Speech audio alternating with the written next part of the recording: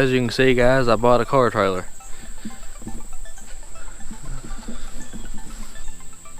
So this is an 18-foot P&J trailer. This front deck right here is 16 foot.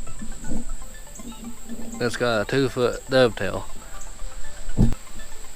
But now we finally have a trailer on the channel, and now we'll be able to haul the Jeep. And hopefully we can make some off-roading videos here soon. And then in the back you got your slide out ramps. I'm really glad I went with the dovetail because I think it makes it a whole lot easier to load something. Alright guys, so let's test it out.